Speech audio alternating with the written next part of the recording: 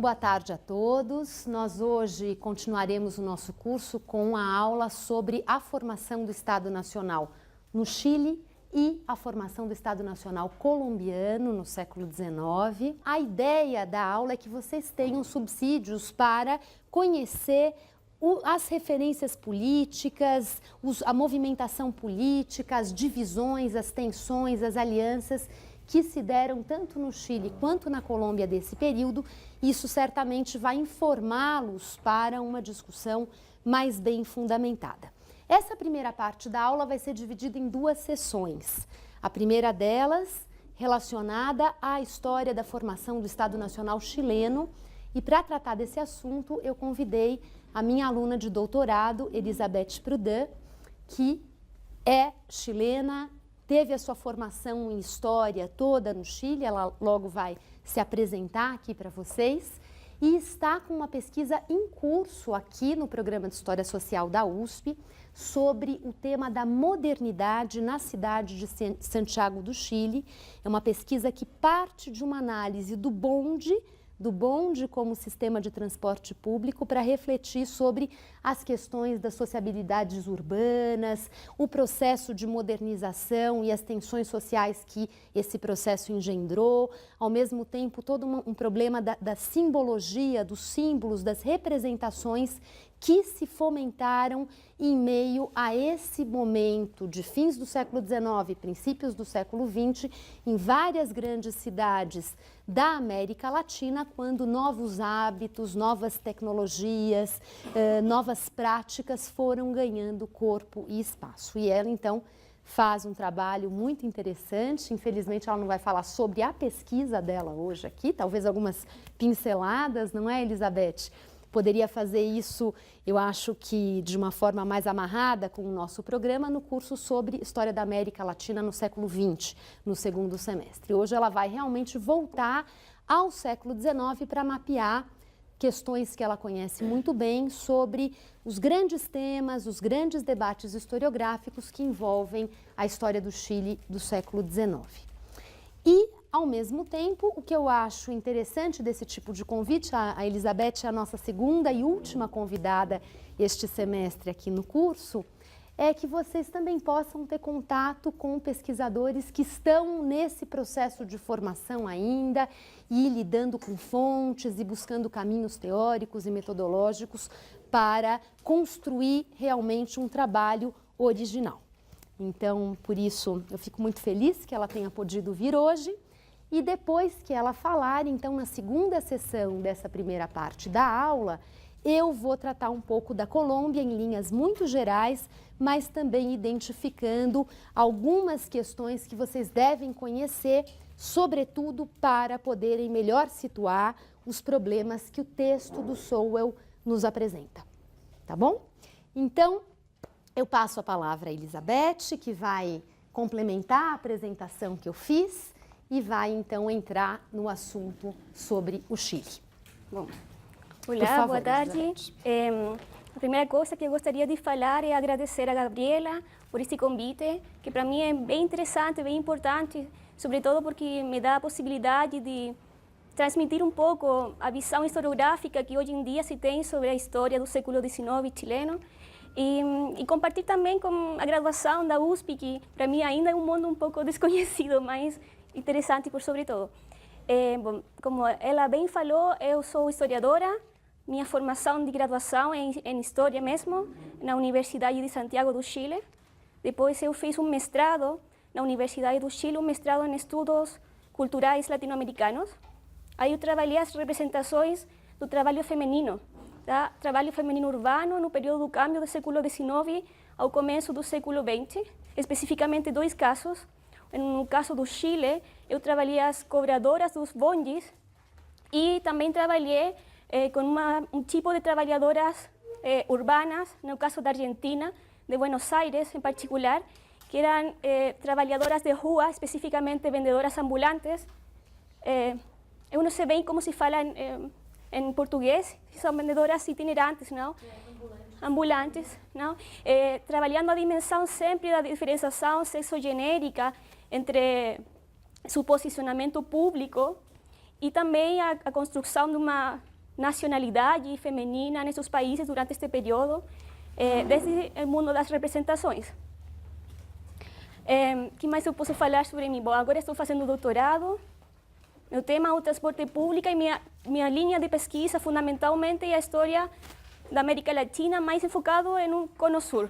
E agora estou também super interessada em trabalhar o Brasil no período dos finais do século XIX e começo do XX, mas também eu pego desde meados do século XIX, no que é a história urbana, propriamente tal, a história das cidades, a história da modernização, a primeira modernização capitalista que tivemos em nossos países, e também pegando sempre as ideias da história cultural, a história material, em conexão com essa história também da construção dos sujeitos coletivos que para mim são interessantes, não? Que são os sujeitos que habitam na cidade, também com um ênfase sempre de gênero. E bom, eu vou passar agora então a falar um pouco sobre o panorama da história do Chile do século XIX que eu tenho preparada. Eu tenho assim uma resenha escrita porque para mim é mais fácil por o tema do idioma, não? E assim eu não perdo tempo para ser mais compacto. E vou começar falando um pouco sobre este período, não? Uma apresentação do que como é que se ha trabalhado o século XIX desde a historiografia chilena em várias fases. A primeira coisa que eu gostaria de dizer é que desde a historiografia este século é bem importante. Por quê? Porque é um século onde se implementa um projeto fundamental, que é a construção da nação. A construção simbólica, mas também a construção institucional da nação e do Estado moderno.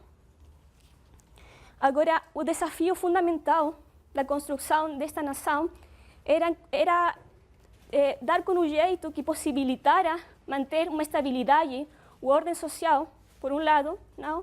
E por outro, enfrentar uma questão que foi bem importante, que foi a perda do pacto que havia mantido a hegemonia a nível das classes dirigentes, no caso do Chile. Essa hegemonia que se havia dado entre a corona propriamente tal e os sectores, a élite local.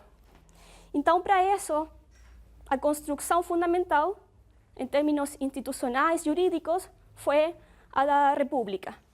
A República tem, então, como objetivo fundamental manter a ordem e a estabilidade social.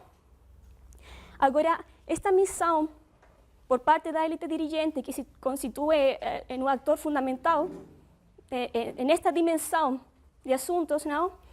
É de caráter fundacional. Então, se por um lado se está construindo o Estado da nação, também há um relato, uma narrativa fundacional do que esta élite está fazendo pela nação toda. Tá? Daí o status que também se otorga a si mesma como uma classe dirigente. Agora, se bem vamos a falar sobre essa élite dirigente, a nova história social chilena ha trabalhado bastante este período e han ganhado importância os sectores subalternos. O povo, que vamos a ver também que é o que se entende por povo no Chile durante esta época, e também os indígenas. Especificamente o caso dos mapuches, que são bem emblemáticos na história do século XIX e XX chileno. Agora, a metodologia que eu tenho para estabelecer esta fala, não, é fazer uma vinculação entre certas etapas históricas que definem o século XIX chileno, com certas figuras, o sea, com certos atores coletivos, sujeitos históricos e as ideias que movilizaram seu actuar histórico. Então, há uma periodização que a historiografia mesma estabeleceu, há sujeitos históricos que eu estou, de algum jeito, selecionando para dar conta deste período, e também ideias e discursos que permitem entender a dinâmica com que estes sujeitos atuam na construção do espaço público durante estes anos.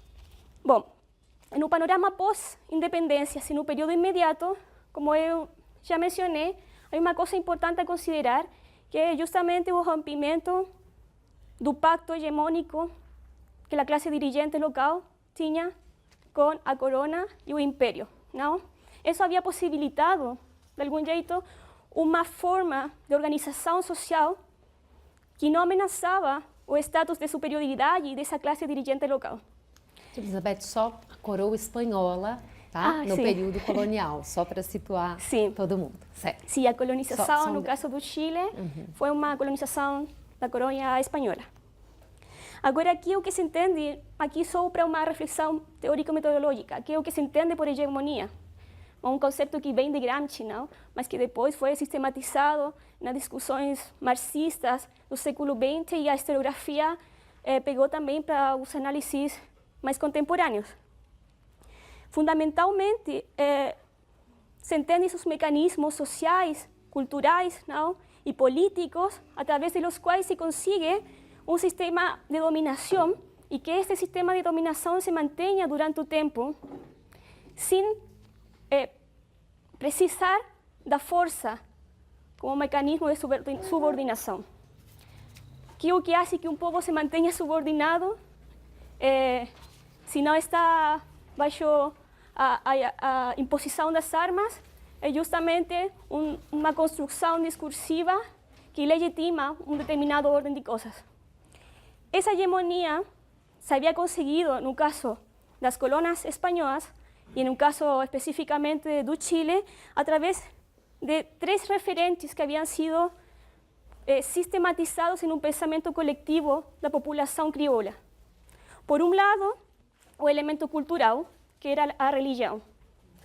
Por outra parte, uma figura permanente de autoridade, que era o rei. E de outro lado, a presença de um ator coletivo forte que legitimava esse ordem de coisas, que era uma élite local, que havia encontrado também certas vantagens de participar desse pacto e que também assegurava, por outro lado, que não era preciso o despliegue da força para manter o status quo.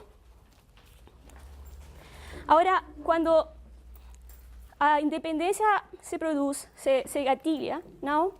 Há vazio de poder. Vazio de poder que é preciso llenar através de nova ordem de coisas e de novos discursos. Por quê? Porque a independência, no caso das colônias espanholas, não foi por caos, não foi por colapso da monarquia em lo que era seu governo nas colônias espanholas. Não, sino que foi por causas exógenas que tem que ver com, não sei, como vocês já devem saber, com o apressamento do rei por parte de Napoleão, que deixou vazio nessa figura de soberania que havia agora que repensar. Agora, esse vazio de poder implicava, então, construir uma nova hegemonia.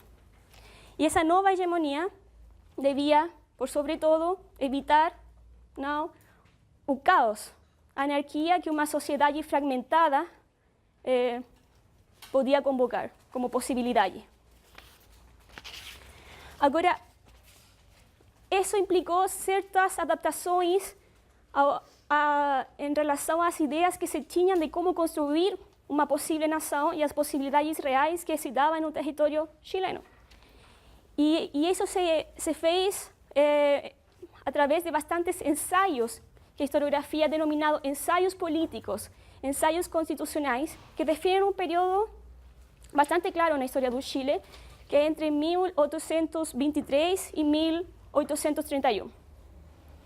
Que é um período em que se está procurando que tipo de construção institucional e social também se quer para esta nova nação.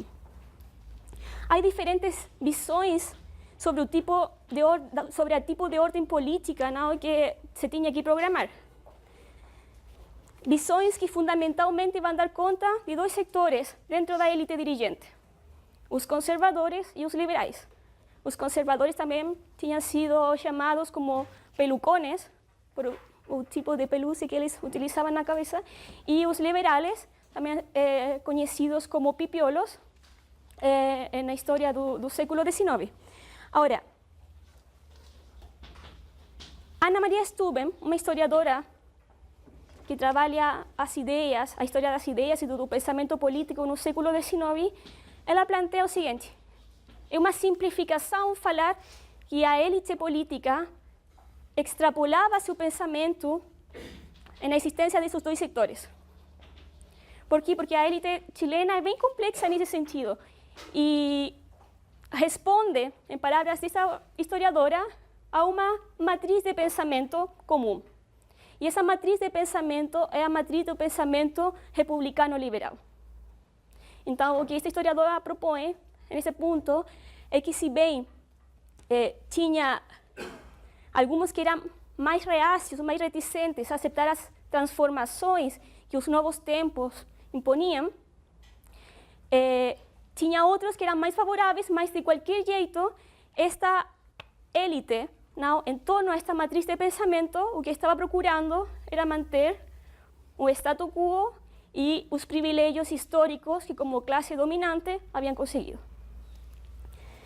Agora, tem algumas coisas, sim, alguns elementos ideológicos no pensamento desta élite que permitem caracterizá-la, não? Em termos gerais, por exemplo, a fé na educação, a crença no relativismo histórico, a crença que o homem devia ser reformado por meio da reforma da consciência, a igualdade ante a lei e a liberdade de pensamento. Essas ideias proveniam da Ilustração francesa ou da experiência de Estados Unidos, que durante o processo de independência que eles levaram a cabo, também difundiram e circularam pela América Latina. Agora, para saber quanto mais conservadores ou quanto mais liberais os membros desta élite efetivamente eram ao momento de pensar a construção da nação, é importante se deter em alguns conceitos, não? Que são fundamentais na discussão política deste primeiro momento do século XIX, que, como falamos, vai entre as décadas do 20 e do 30. O primeiro conceito é um conceito de constitucionalismo. Vou falar de um que acho que é ainda mais importante, o conceito de republicanismo. É muito relevante porque, finalmente, foi a concepção ideológica que convocou a toda a elite política chilena em torno a este processo de construção nacional. Não? Era a república, fundamentalmente, a que conseguiria reunir a toda essa população dispersa em torno a uma noção dupla. Por um lado, um sistema representativo de governo e, por outro, a soberania popular. Então, em Chile, por exemplo, nunca existiu a tentação da monarquia. Nunca fez uma possibilidade certa o que tivéssemos, sei lá, um novo monarca ou algum tipo de governo dessas características. Não? Sempre a república foi o fundamento discursivo. De fato, se algum de vocês tem a possibilidade de ler os catecismos patrióticos dessa época, que eram as declarações que os intelectuais ou aqueles comprometidos com a causa revolucionária da independência elaboravam, a república está sempre presente e objeto de desejo e também objeto de anelo intelectual e pragmático para toda esta geração de intelectuais e de partícipes na construção do Estado e da nação chilena. Um segundo conceito importante é o conceito de constitucionalismo. Se tinha bastante clareza em torno a que a Constituição era a ferramenta ideal para regular o funcionamento da República e a atribuição de direitos. Agora, aqui surge uma primeira tensão nestes dois setores que integram a élite dirigente. Uma tensão que diz relação com o reconhecimento do perigo respeito a otorgar direitos ao povo. Porque, finalmente, esta élite queria conservar o status quo, mas, de outro lado, tinha que ceder certos aspectos para conseguir finalmente convocar a esse povo como parte desta organização maior. Então, qual foi a estratégia?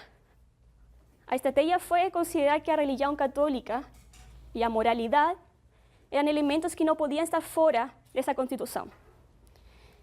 Se bem o tema da secularização, de fazer um Estado que seja mais laico, estuvo presente no século XIX, isso foi só nas décadas finais. Durante toda a primeira fase do século XIX, a importância da religião católica na supervisão, na coordenação da vida republicana, foi um consenso. Há uma tensão entre os dois componentes da matriz intelectual dessa élite, não? Que é o republicanismo e o liberalismo. Por quê? Porque finalmente com esta imposição da religião como organizadora da vida cotidiana das pessoas e da vida cívica, finalmente o que se estava fazendo era negar o sentido secularizador próprio da república. E a noção do direito individual do liberalismo. Então, são tensões que a élite consegue, de algum jeito, sobrepassar, mas construindo um tipo de liberalismo autóctono, crioulo, que é o que finalmente depois vamos sintetizar em função das características que eu estou comentando. Um terceiro conceito é o conceito de soberania, mas também aqui aparece outra tensão. O povo como conceito abstrato está considerado ainda em fase de formação. Para que o povo possa participar do governo, precisa de educação. Essa educação tem que ser suministrada pelo Estado, mas ainda o Estado não está em condições de cumprir essa missão, então fica de algum jeito esse vazio, não?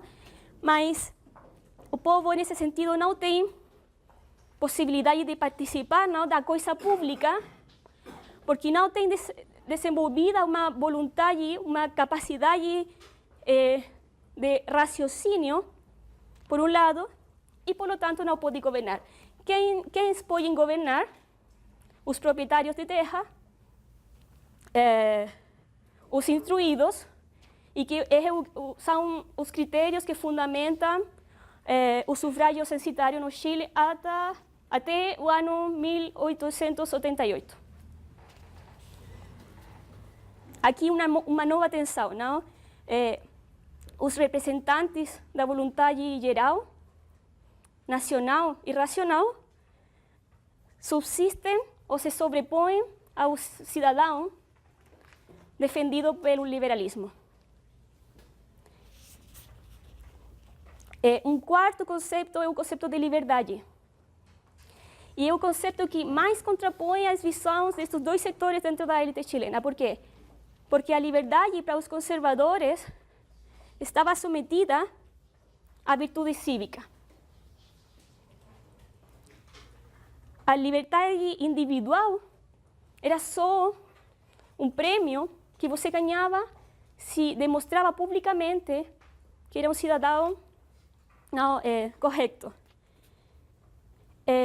E, por outro lado, o liberalismo doutrinário faz prevalecer a noção de liberdade individual e estabelece que o Estado tem que marginar-se do exercício desse direito e nunca ir em contra dele.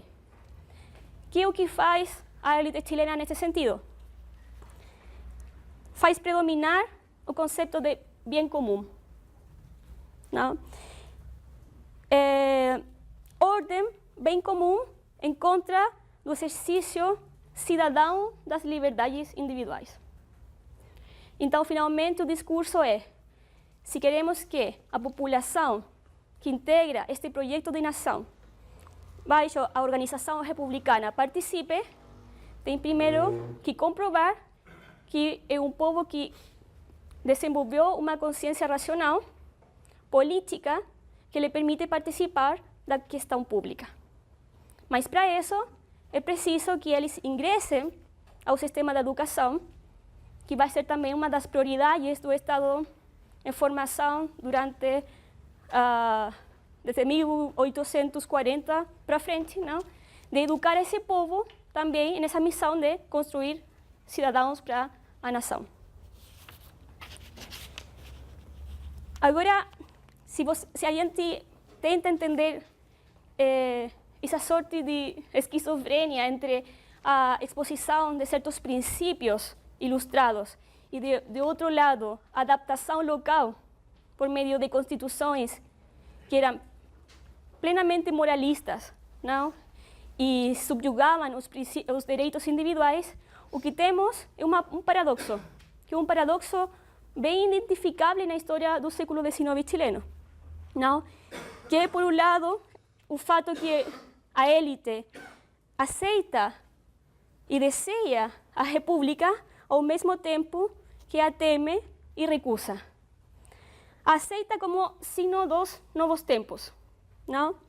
A deseja como alternativa à monarquia, mas lhe teme pelos riscos que implica para o mantenimento do ordem social e por considerar que as condições necessárias, não, para a civilização do povo ainda não estão dadas. Agora, estes dois setores conviveram bem, ¿por quê? Porque não existia uma interpelação mútua ao status de classe de seus integrantes, não? Puderam conservar de algum jeito o posicionamento social que eles tinham até esse momento. Agora, quando isso acaba na história do Chile? Acaba hacia finais da década dos 20, tá? Especificamente o ano 1829, quando se leva a cabo uma guerra civil que confronta a estes dois setores, porque já era insostenível, finalmente, a concepção sobre o tipo de governo e o tipo de autoridade que se queria ter, não? Os conservadores queriam um executivo muito forte, eram centralistas e não estavam dispostos a ceder frente ao predomínio e à importância da Igreja Católica na sociedade. Os mais liberais, por o contrário, buscavam debilitar o fortalecimento do poder executivo, não? Eram mais federalistas, ou seja, procuravam o desenvolvimento mais das províncias e dos governos locais, e estavam totalmente em contra de que a Igreja continuara, não o catolicismo como modo de organização da vida cotidiana, senão que a Igreja continuara sendo uma instituição tão forte na sociedade chilena. Era preciso secularizar o Estado. Essas ideias, ao largo das primeiras décadas do século XIX, foram sendo cada vez mais fortes e terminaram por confrontar esses dois setores.